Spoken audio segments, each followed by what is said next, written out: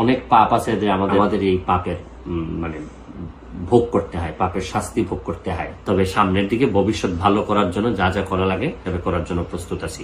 আশা করি আপনারা যে কষ্টটুকু করতেছেন আমি এটার জন্য দুঃখ প্রকাশ করতেছি। শুরু করিতেছি মহান আল্লাহর নামে, যিনি পরম করুণাময় এবং অত্যন্ত দয়ালু।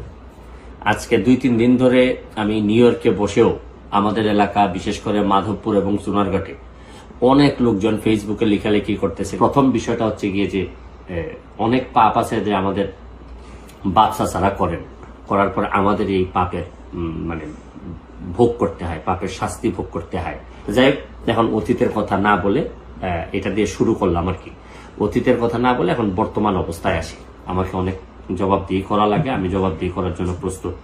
তবে দোষাদোষী তো করবোই। আমি সিদ্ধান্ত নিচ্ছি যে প্রয়োজনে আমি মাধবপুর সোনারঘাটে মহাসমাবেশ ডাকবো। এই মহাসমাবেশের মধ্য দিয়ে আমি হবিগঞ্জের সব যারা আছেন তাদেরকে একত্রিত হওয়ার কথা বলবো।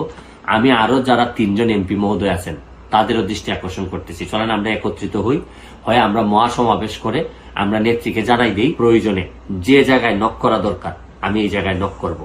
আমি জানি না যে আগে তো আমাদের এলাকায় মন্ত্রীও ছিলেন, তারা কি ব্যবস্থা নিলেন, কি করলেন, কেউ তো এসব প্রশ্ন করে না। আমি এখন আর করতে চাই না। তবে সামনের দিকে ভবিষ্যৎ ভালো করার জন্য যা যা করা লাগে করার জন্য প্রস্তুত আছি। আশা করি আপনারা যে কষ্টটুকু করতেছেন এই কষ্টটুকু আমি এটার জন্য দুঃখ প্রকাশ করতেছি। আপাতত ভালো থাকবেন।